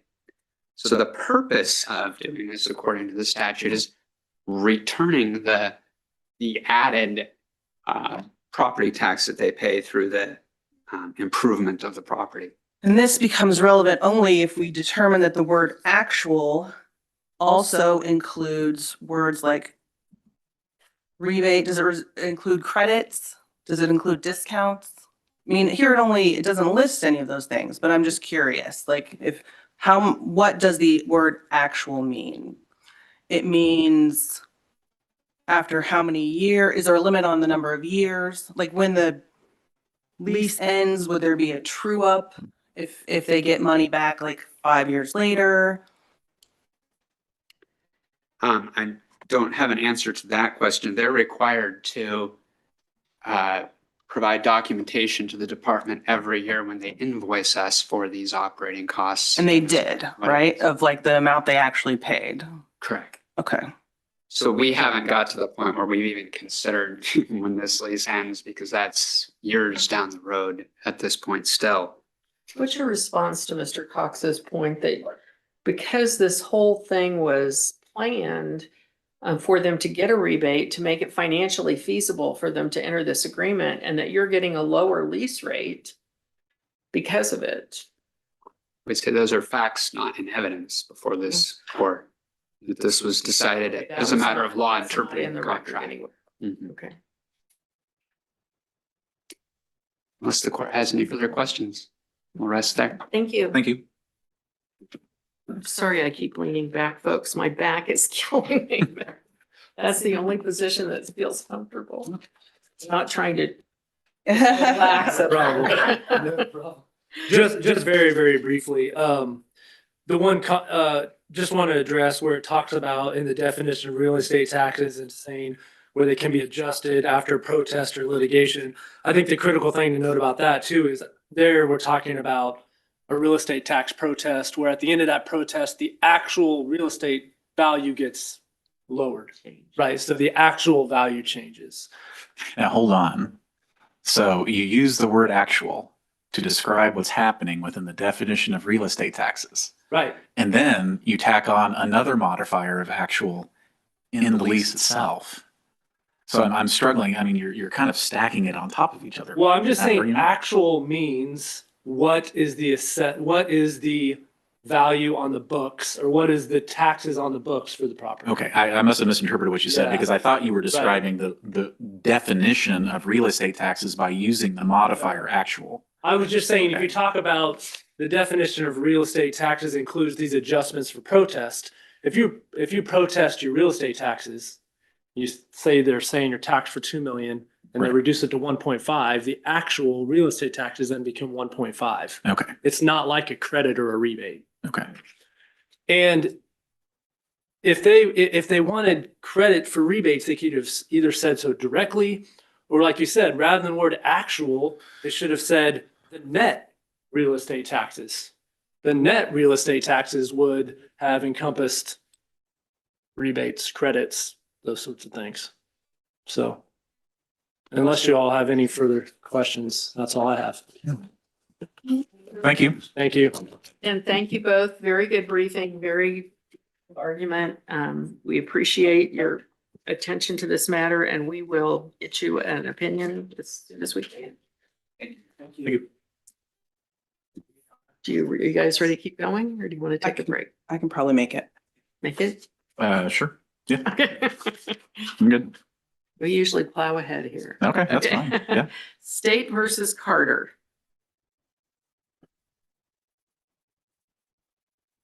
May it please the court, your honors, Assistant Solicitor General Ryan Knott, here on behalf of the state of Kansas, and I'd like to reserve 3 minutes.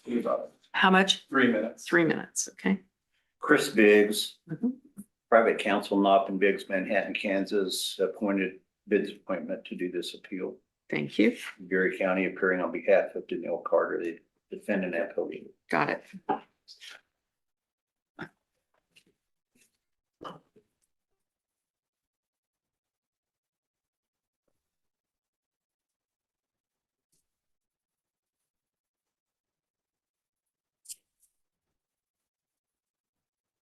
This case is about what constitutes reasonable suspicion and whether the deputy's use of the 2-second rule was legally sufficient to give him reasonable suspicion to conduct a traffic stop. A traffic stop for what?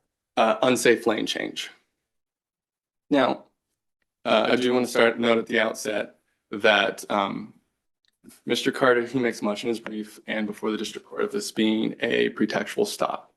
And he's entirely correct. The deputy freely admitted that he was working interdiction. He was warned to look out for this car. He found the car, he saw the car, he decided to follow it and observe and see if he could find a traffic stop. He watched the car, this was on I-70, so we have multiple lanes of traffic on the same direction. He watched the car go from the right lane to the left lane, pass the vehicle, and then immediately return to the right lane. He calculated that to be at a less than 2 seconds difference, a distance between the two, which he believed to be an unsafe lane change, and so he pulled him over for that. Now, the fact that this. Am I correct in reading this record that the way he calculated that was somehow counting the lane marker on the road and extrapolating from that what the distance was, while he was at a minimum, A mile? no, at a minimum 300 feet away? Is that, I mean, much was made at trial by the judge questioning, did you really see what you said you saw here? Because you're saying that it was the hashtags that made me, is that what you call them? The hashtags on the pavement that allowed me to estimate the 2-second rule. That's my first question. Of course. Is that how you did it? He testified to 2 ways, and just so you know, Judge Church, after I answer this question, I'd like to address the distance real quick. Oh, I'm sorry. No. She brought it up, and I want to make sure it's Yeah, to how clear did the it- factual record. Yeah. He testified on direct. He believed he used the white lines. He testified that he could, and then to the judge that if he's able to see the white lines, which he said he could, he can see where the rear of the first vehicle passes it, and then count to when the front of the passed vehicle passes it. He also testified on cross when the defense attorney asked him, about the white lines. He also testified to using distance to a fixed point, like on the roadway, a sign, a mile marker, and counting a similar way. Once the car passes that spot, he counts to 2 seconds, or he counts to see until the next car passed it, and he counted less than 2 seconds. Which sign?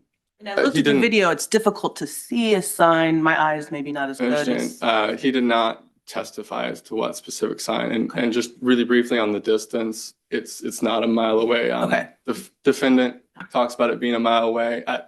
At trial, they asked, or excuse me, at the suppression hearing, they asked him twice. He said both times, no, it's much closer than that. The district court asked him, he said, first he estimated 30 to 50 yards. The district court said, are you sure? They pulled up a still of the video. He looked at it and he said, I was 100 yards away. Okay. The district court let that be. There is no factual finding in the record as to how far away the district court believed him to be. Okay. Okay. And one other question, to the officer, I mean, we agree that nowhere in the statute does it say there's a 2-second rule. That's right? correct. Nowhere. And this is a rule that he's come up with, that he believes if it's more than 2 seconds, or if it's less than 2 seconds, there's a violation of this statute. Did he ever testify that he thought the lane change was unsafe? Did he ever use those words? They, Unsafe lane change? 2 points, Your Honor. First, I don't believe that he came up with it. He tested, when the judge asked him where he learned of this, he testified to I was about to say the driving safety handbook, that's what the judge said. He testified that it's part of the safety guidelines that drivers are instructed on.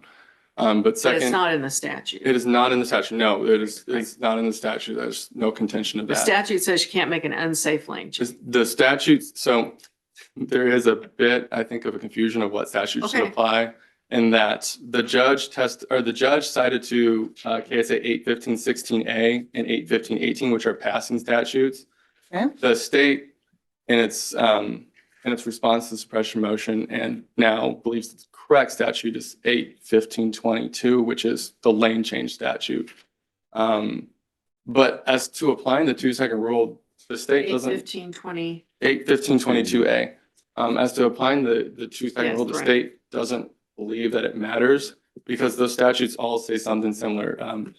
15-22, which requires you to maintain a single lane as nearly as practical, and then quote, not be moved from such lane until the driver has first ascertained that such movement can be made safely. Right, until the driver is ascertained. Right, and 15-16A also allows you to pass on the left and requires you to not return to the roadway, the right side of the roadway, until, quote, until safely clear of the overtaken vehicle.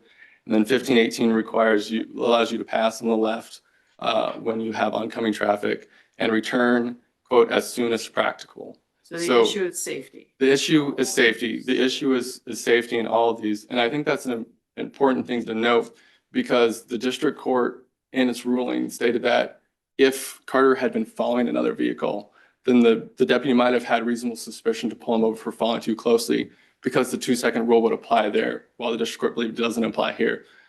But the statute for following, which is 815-23A, also does not include the 2-second rule, stating that you cannot follow, quote, more closely than reasonably prudent. Okay, but maybe I'm looking at it more simplistically than that.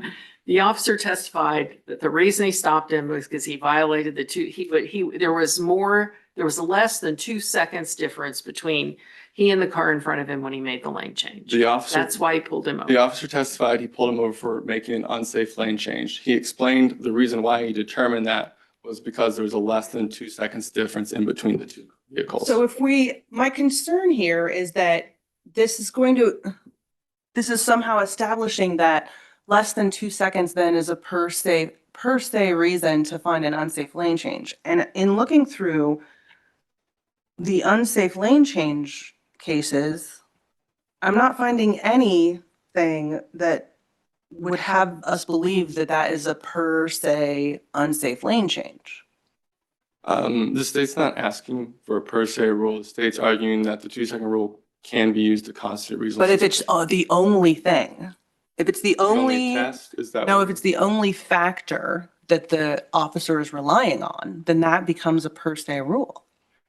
I mean, I guess unless That's, they're also relying on the fact that you went to Colorado too quickly. and came back. I don't, the deputy did not testify that that was part of his reliance for unsafe lane change, so I would say no. It is not, But the judge asked, all right, why was it unsafe? And he said, the only thing he said was this 2-second rule. And so then if we take that as, okay, 2 seconds means unsafe, then every 2 seconds, and I don't know, did he do Mississippi's? Did he do Cincinnati's? I Did white don't know. hashtag. So then, and I'm, that's I'm reluctant to say that because there was no braking from the other car. I mean, I watched the video a few times.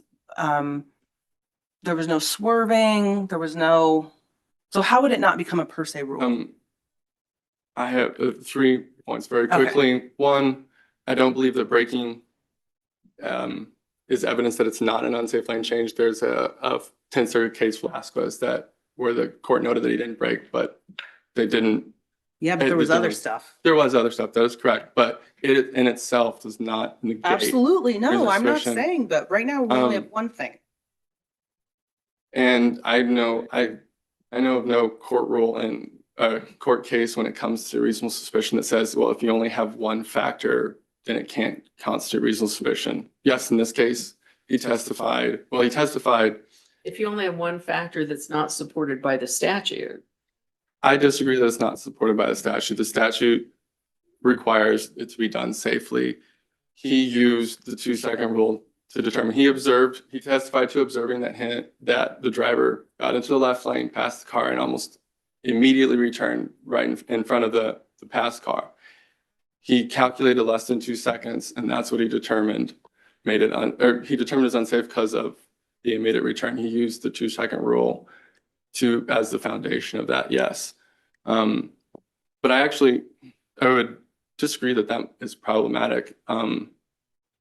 Because these statutes require a judgment call, and even the district court directed the parties to the driver safety handbook, which talked about seeing the lights of the passed vehicle before you return. Was it And- close enough to tell if the driver could see the lights though? Well, and that's where I was going with it. An officer, I don't think, can tell that. I'm not sure.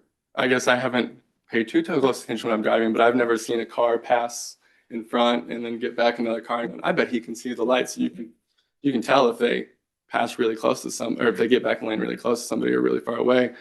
These are all these are all subjective judgment calls. Do you think that if the district court had said, I find this officer's testimony not credible?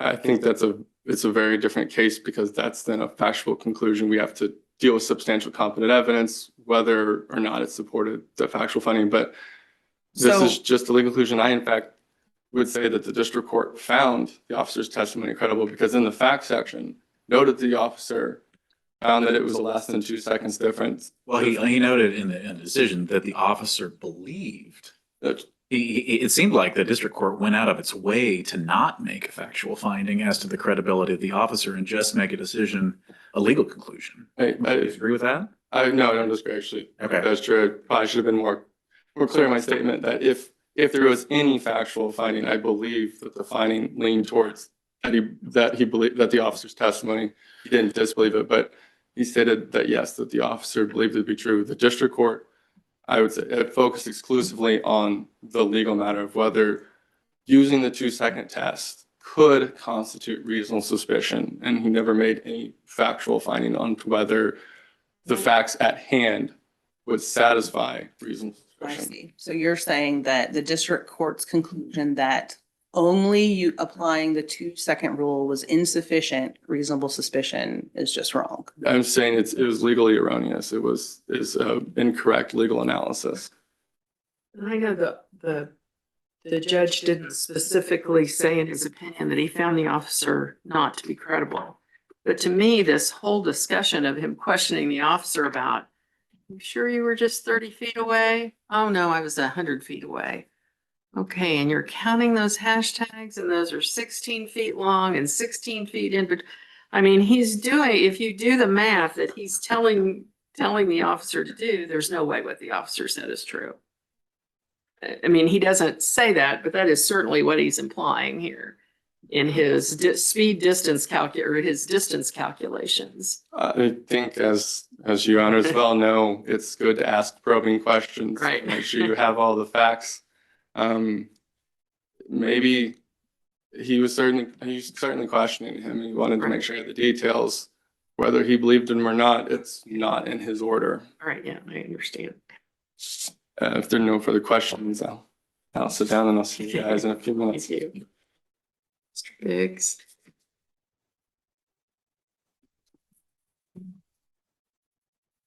Good morning. I'll try to be succinct. Mhm. I want to paint a big picture. Mhm. The big picture is Kansas is between Colorado, Oklahoma, and Missouri, all of which have some form of recreational or medicinal use of marijuana. Nebraska too, no? Maybe so. I don't know about Nebraska, but I know we're kind of a last bastion of holdout for illegal marijuana. That aside, what law enforcement does is apparently Big Brother's watching, because there's somebody somewhere who's keeping a database on who goes where with their license plates.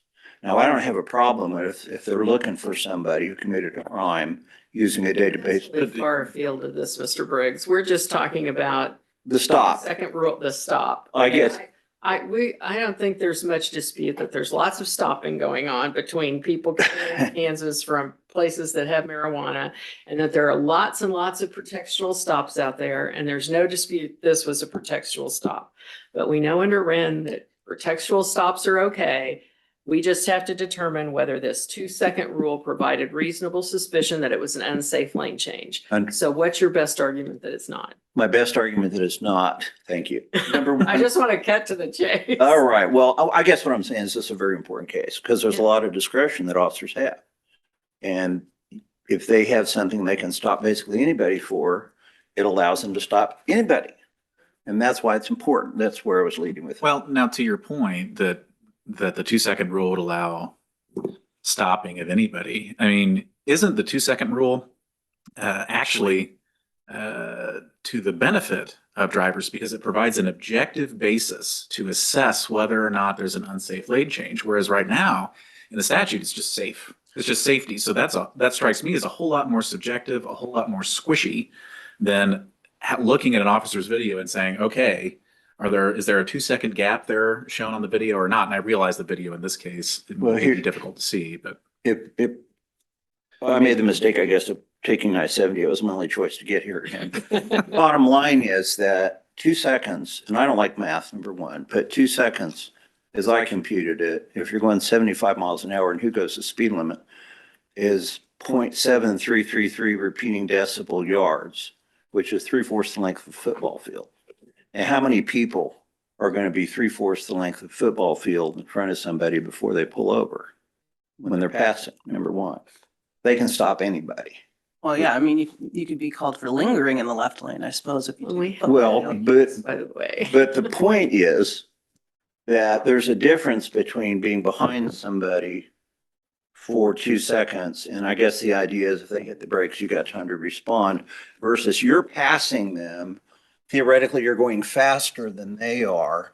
So as soon as you pull in front of them, immediately you're expanding the distance between the two vehicles. The other problem you have with the 2-second rule, are you going to make a rule for I-70 and then make a rule for 2-lane state highways? I don't know anybody that pulls out in passing somebody on a 2-lane road where they have the line where they can pass and says, I'm going to make sure I'm this far in front of the vehicle behind me. They're going to pull over when they think it's safe because they want to make sure there's not somebody speeding coming around the curve that they're going to hit when they're into oncoming traffic. So unless you're going to have a 2-second rule for 4-lane and then you're going to have a 2-second rule different for. But isn't that, I mean, I understand what you're saying about the math and 3/4 of a football field. I get that. But isn't that one of the advantages of the 2-second rule is that it's adaptable, right? It accounts for how fast cars are going inherently because you're just counting 2 seconds between the cars. I mean, so I think it's I don't necessarily agree with your argument that you're going to have a different 2-second rule because the very idea of the 2-second rule is that it's adaptable to different situations, right? Well, but the speed limit on a 2-lane road's well, 60 or 65 versus 75 is still going to be a great distance, and most people aren't going to stay in that oncoming traffic lane. So what I'm saying, the 2-second rule probably has much more applicability to an interstate highway with 4 lanes than it would have to a 2-lane highway. But I think that reaches the point you were making, which is it's a factor. But it can't be the per se rule because it's too subjective, number one. And number two, there are just too many things about how the officer did this. I mean, if you're going to use the white lines, it's like the recreations of accidents. If you have them coming too fast, it makes it look like people are going much faster. If you have more space between them, it makes them look like they're going slower. There's no evidence here to describe exactly what the measurements were or how that entered into it. But I guess what I'm saying is it's just too easy. If I can be this far away and say, I don't think that was a safe lane change because it was more than this per se 2-second rule, you can stop everybody. I don't know anybody who goes on the interstate highway and passes somebody and waits roughly 75 yards before they pull over. It just doesn't happen. Sometimes you can't do it because there's too much traffic. So what is safe is going to depend on a lot of circumstances. And I think the officer has to articulate those in the record. And the only thing that's articulated here is a 2-second rule.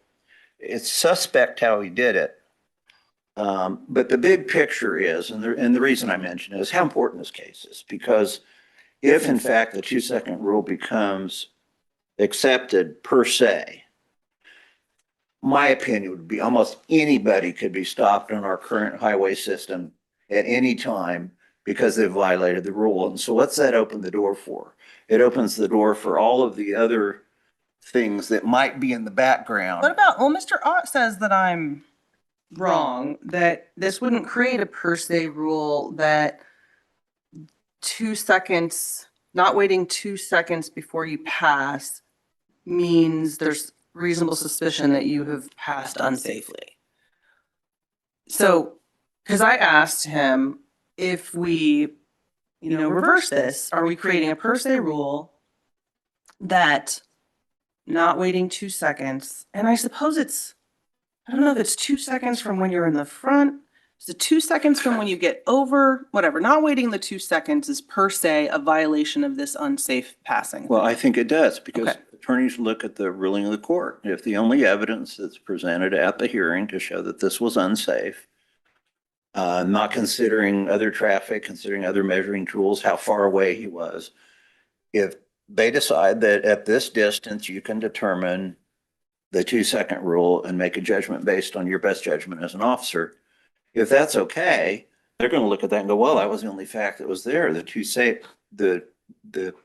2-second rule was per se sufficient. Is it problematic that the district court made a legal conclusion rather than determining that the evidence didn't present an unsafe lane change? Well, if you looked at my brief, I kind of focused on the evidentiary aspect of it rather than all the legal arguments. And I guess my understanding is that the court has often in these situations said, we have to give deference to the court's factual finding. We'll view the legal stuff de novo. But many things are mixed questions of facts and law. And I think it's clear from the record, the court was questioning the efficacy of using this one factor and the way it happened to support the stop, and that this court can find that the court made the right ruling, maybe for the wrong reason. The court's done that before in these types of cases. But the real danger here, from the perspective of this defendant and all defendants and all people that drive up and down I-70, is that they could have someone they want to focus on for whatever reason. That's a separate issue, I understand. But they could decide to pull somebody over because of the lane change. There was no question in this. It appears nobody argued about the officer's smell, about the issue of whether or not there was PC to search. That's not part of this, right? No, because I think the law is pretty clear. If you smell marijuana, that's probable cause to do a search for vehicle. That's what my understanding is. The question might be the length of the stop. Did he stick his head in the window? That wasn't raised, so I don't know that it was an issue before you. But the big issue is if there is a per se rule, it opens the door to stop anybody and everybody on I-70 at the discretion of the officer for a whole background of reasons, which could be all kinds of profiling that we don't want and we don't want to acknowledge, but if we give the officer that much discretion in such a vague area to make stops of people, we're just opening the door for. Is it unsafe though? Is it per se unsafe? This, if you do it in less than 2 seconds? I don't think it is. It might be I mean, it depends on the circumstance. If I'm going, if I'm passing somebody who's going 40 miles an hour and I'm going 75 and I'm not 2 seconds in front of them, it's not going to matter because I'm already going faster than they are. If I have to pull over because I've got one of these things, the trucks where they go fast and they go slow, and I pass somebody and I pull over more than 2 seconds because I've got a truck in front of me in the left lane that's slowing down, I did the safe thing.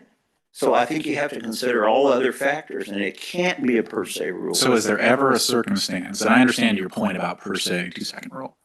Is there ever a circumstance where the 2 second rule should be considered and is relevant evidence that should be considered as to whether reasonable suspicion existed for a stop? And if there is a circumstance where that's okay, when is it?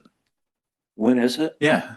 When should the officer use the 2 second rule? And I guess I'm just trying to tease out, do you think they should never consider it in I a think situation like the district court, or are you somewhere more nuanced than that? I think the 2 second rule has some applicability for following too closely. Okay, but not in the passing I situation don't at think so. all. There's too many variables that come into play in passing. And I don't think, it's much more problematic in the passing scenario than it is in following. I mean, I In didn't, fact, in this case, watching the video, by the time the officer caught up with the car, assuming going faster than 75 to catch up with him, took him almost 50 seconds to get up to the vehicle. The vehicle that he was passing was, way in the background. I mean, the distance was extreme by the time he stopped the car. And so I think the applicability of the 2 second rule is dependent on the totality of the circumstances they're faced with. Can you have in the abstract a situation where the 2 second rule is violated? I think absolutely. And quite frankly, there's the notion that you have a car that's carrying and you have the pace car that's going with it. Often one moves, the other's right behind it, and they use that for a reason to stop them because one's following too closely. Is there a reason for that? Yeah. Why have the 2 second rule? Because if they slam on their brakes because you got a deer running in front of them, that car might have to be able to stop, and it's hard to stop. And the 2 second rule might have some relevance. But when you've got 2 lanes and you've got one car going faster than the other, I think the per se 2 second rule doesn't carry the same kind of weight. So I think it can be considered, but it shouldn't be. I think, as you indicated, concerns about it being a per se reason to stop, because if you do that, you're essentially giving law enforcement a tool that you can be guaranteed they're going to use to stop just about anybody they suspect, because everybody's violating this rule on a full Well, lane. we wouldn't, our decision, that has no bearing on our decision. I think the decision relates to whether or not it makes it per se unsafe. The statute is unsafe. And whether a passing with 2 seconds is per se unsafe, whereas maybe trailing by 2 seconds could be unsafe. Yeah, I think that's the issue. And the other thing is, if the legislature wanted to put a 2 second rule in the statute, they could do that, and they didn't. They put this subjectivity in there because they used the word safely. And so any factors that could come into play to determine safely. Now, this 2 second rule is kind of generally considered by law enforcement, and courts have allowed them to testify about it and use it. Okay, fine. But there has to be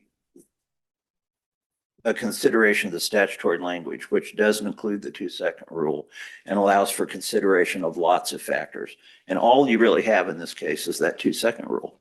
And I'd ask to say, and you don't have to say for everything, this is only a passing case. For purposes of passing, the 2 second rule is not per se sufficient. There have to be articulated other facts, and leave it at that. You don't have to tell them what they are, but I think that's a good rule in this case. That's really all I have to say. Thank you, Mr. Biggs. Thank you. Any other questions? Okay. Just a few point, Your Honors. To leave to start where Mr. Biggs left off, and much of your discussion with him talked about the following rule. I would argue that much of the logic that applies to the following rule, much of the risks that apply to this passing, 2 seconds in the passing rule could apply to the following rule as well. Just as if you're following somebody in that car ahead of you, a deer could pull out of, you could pass somebody, you can pull into the right lane and a deer can, I think we've all seen deers on the side of the interstate. They can jump out of you after you just pass somebody, and the safety rule would apply as well. The fact that it's not in the statute, yes, the legislature could have put it in the statute. The legislature could put it in the following statute. And not only is it not in either statute, but it originates from the same location. That is the 10th Circuit. The 10th Circuit used the 2-second rule to apply it to Kansas law on a passing situation. And the 10th And there Circuit. were other factors. There were other factors, but it did state that was enough to constitute reasonable suspicion. But it said that alone was enough? It did not say that alone, but it said that the 2-second rule was sufficient to constitute reasonable And I think suspicion. in both of the 10th Circuit cases, there was braking. There's additional evidence of braking. But breaking alone is Neither not, one of them alone was probably enough, but but it never said that neither one was alone is not enough. It said that both of them were sufficient. Well, we can also disagree with them. You can. Yeah. But my point being is that the 2-second rule for following also originated in the 10th Circuit, and it was then adopted by our Supreme Court in State v. Moore. So it's neither of them are in statute. Right. Both of them came from the same location. And as far as a risk of what the consequences of these cases are. White was decided in 2009 by the 10th Circuit. There's not been a plethora of cases. I found 3 district court cases that applied the rule or something similar. I haven't seen anything from our appellate courts. So there's not this risk that it's been applied to Kansas And law. it doesn't, just because it hasn't come here, doesn't mean it hasn't been being used. I'm not saying that it hasn't, but my point is that you don't see this avalanche of cars just being pulled over left and right. But I mean, I understand Judge Hurst's point about, hey, this is our legal issue here. Mhm. But I have to admit, I mean, when you do the math, and there is, on I-70, as I took this morning, 75 yards at a rate of 75 miles an hour, assuming everybody's going the speed limit. I mean, that's a huge distance. So to Mr. Biggs' point, I mean, isn't he correct that it basically allows officers to pull over anybody who's passing on I-70? I mean, how do you respond to that? I think that our officers need a way to enforce our traffic laws. This is an objective way, a common way that's been used. He wasn't enforcing a traffic law, I mean, He that. was. It's just because he had another reason, yes. I haven't ran away from that. Okay. But our law is pretty clear that a traffic violation is an objectively valid And reason. I have no problem with that, but the statute says unsafe. And It does. what Your Honor is asking is, if someone's passing 75 yards ahead, would we be creating a rule here that said that that's unsafe? You would be Yeah. You'd be creating a rule that says officers can use the 2-second rule to determine whether there is an unsafe lane change. But the math crunches out to 75 yards The math on the would- interstate, right? Or something to that effect. I'm or not something sure what the close. exact number is, Yeah. but Your Honor, if I do the judge's Well, math. okay. Yeah. I would also point out, Your Honor, that the math would also crunch out to about 75 yards of how closely you can follow somebody on the interstate. And we Sure. still require, or I shouldn't say we require, that is still an acceptable test for law enforcement officers use to stop somebody from falling too So the closely. mile came in here because it took 50 seconds to catch up with him. And at 70 miles an hour, that would be almost a mile to catch up with him. Hmm. But anyway. Hmm. The officer or the judge brought all that up. If there are no further questions, I'd take just 30 seconds. to Oh, yeah. start. Yeah. And I just want to be clear that we're not asking for a per se rule. This is just a tool that officers can use to help calculate reasonable suspicion. There is no factual findings made in this case. This is whether this was legally sufficient. Any factual findings by this court finding the district court was correct for the wrong reason, I think would be inappropriate because of those lacks of factual findings. We'd ask that this court determine that the 2-second rule is a permissible tool that officers can use and to reverse the district court and remand it. Thank What if you. we sent it back? Sent it back for what? More factual findings? I think you could do that. I guess to make sure I understand what you're saying, are you saying reverse on the 2-second rule and say make factual findings and whether there was reasonable suspicion, or are you just saying make some factual findings? Make factual. I think you findings can- Whether this was unsafe. I think you can reverse the district court and remand it to ask for factual findings. I think that's not what the state would That's what we recommend, typically- obviously, but yes, that is something that is within your tool chest to do. Nothing further. Thank you. Your honors. Thank you. Okay, the court will stand in recess. Thank you both for your arguments. We will take this under advisement and get a decision as soon as possible. Thank you, Ms. Jackson. The new timer worked beautifully. At least it was new to me. I think maybe you all have used it. Yeah.